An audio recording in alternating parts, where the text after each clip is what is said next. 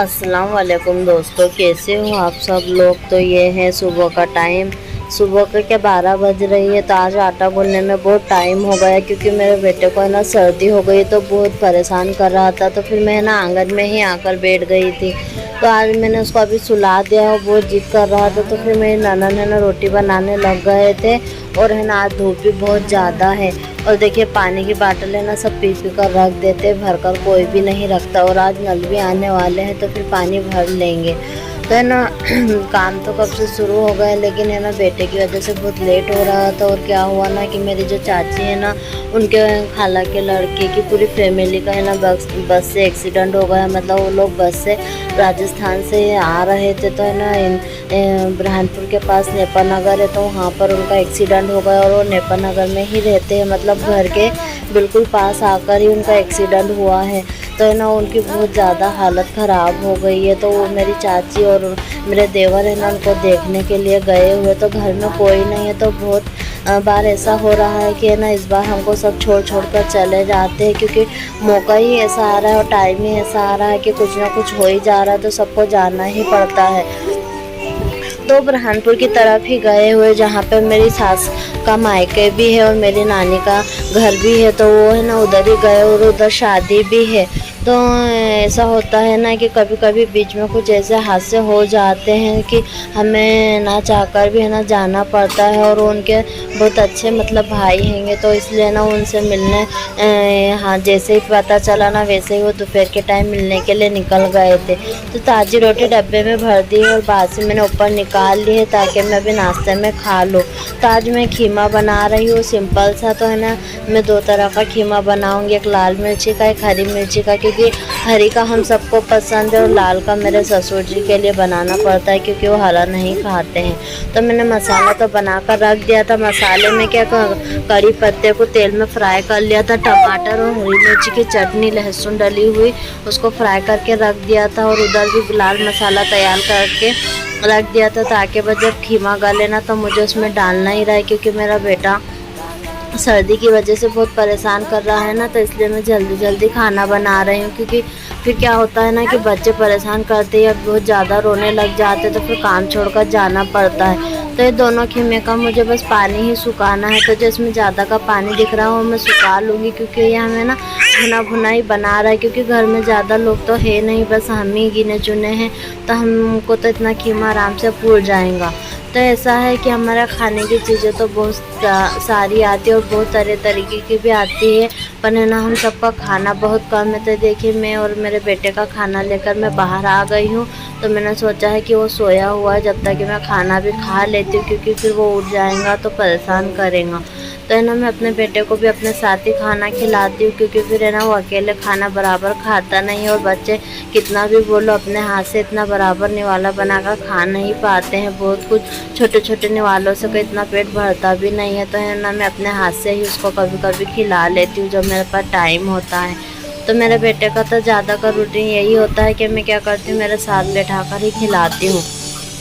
तो दोपहर का टाइम हो गया है, मैं सबको खाना भी दे रही थी और साथ में ना किचन की सफाई कर रही थी, क्योंकि बहुत दिन हो गए मैंने अपने किचन के पेपर नहीं बदले थे। तो उसकी वजह से है ना किचन के जो रेक वगैरह है ना इतनी गंदी लग रही थी, ऐसा लग रहा था कई सालों से जैसे ये साफ़ ही नहीं हुई।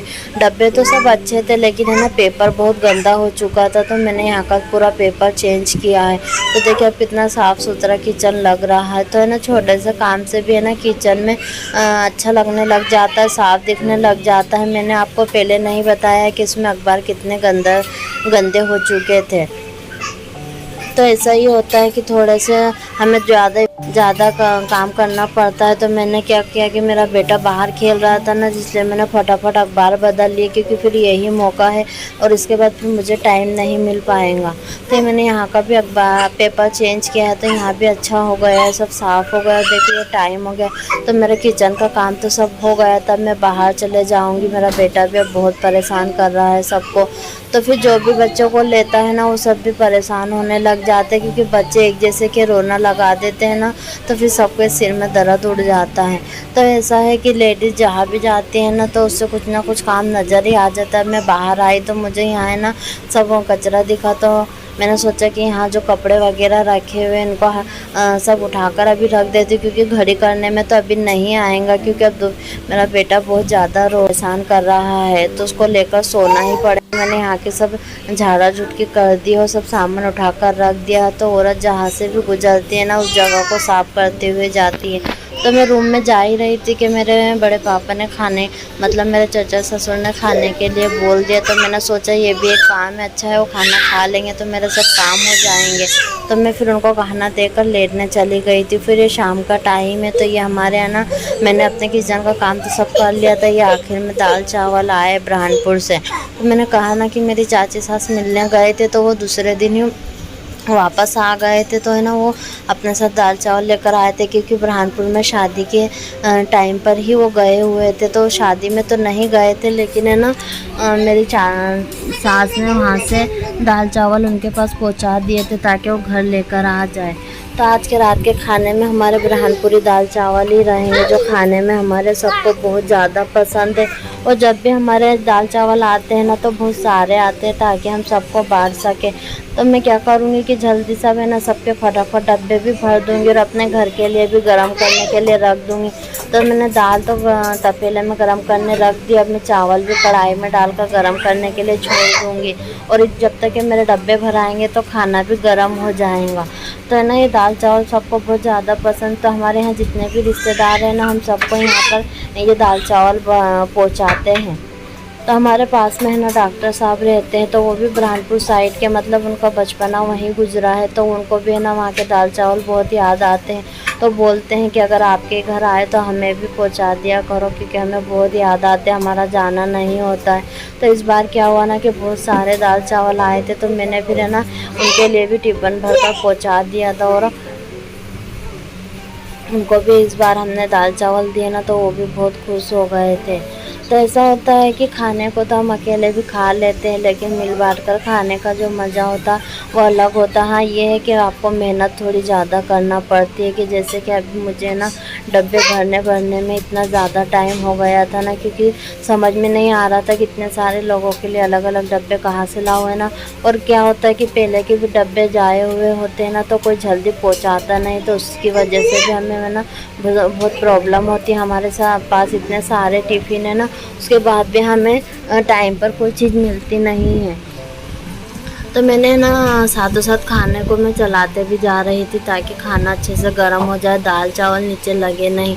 तो और मैं अपने ससुर जी को भी है ना हाथ के साथ थाल बनाकर दे दूँगी। और मैंने अपना बाहर भी खाने का बिछा लिया है, क्योंकि खाने का टाइम हो गया, 8:30 बज चुकी थी। तो फिर है ना हम सब साथ में ही खाना खाने बैठ गए थे।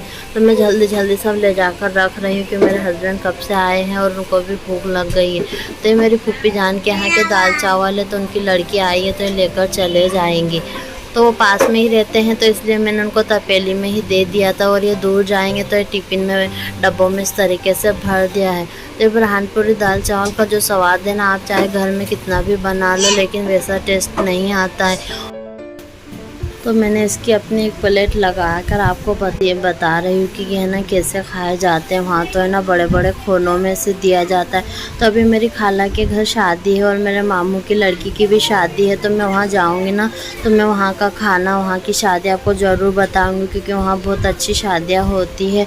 बहुत छोटे और मिडिल क्लास लोग हिसाब से शादी करते हैं, लेकिन बहुत अच्छी शादी करते हैं जो देखने में भी अच्छी लगती है। और वहाँ के दाल चावल तो बहुत फेमस है। तो इसी के साथ है ना हमने खाना खाया, फिर बर्तन धोए, क्योंकि बर्तन तो बहुत निकल गए थे। और फिर है ना साथ में खाना पीना हो जाता है ना, तो फिर सब काम साथ में हो जाता है। तो ये इतने दाल चावल बचे और दाल देखे मैंने पूरी बांट दी है। बस ये जो तपेले में है ना तो इसमें से भी अभी जाना बाकी है, तो वो सुबह अब हम भेजेंगे, क्योंकि रात के टाइम तो अभी जाना आना बंद ही है। तो हमारा जो लॉकडाउन लगा हुआ था ना तो वो अब हर दिन का हट गया, लेकिन रात में अभी भी लगता ही है। तो ये मैंने ना सबके लिए फल्ली भुनी है, तो ये रात का टाइम और सब फल्ली बैठकर खाएंगे। और इसी के साथ है ना मैं अपनी वीडियो का एंड यहीं पर करती हूँ। तो आपको हमारी वीडियो कैसी लगती है हमें कमेंट करके ज़रूर बताएं। हमारे चैनल को सब्सक्राइब करें, लाइक करें और शेयर करें। अल्लाह हाफिज़।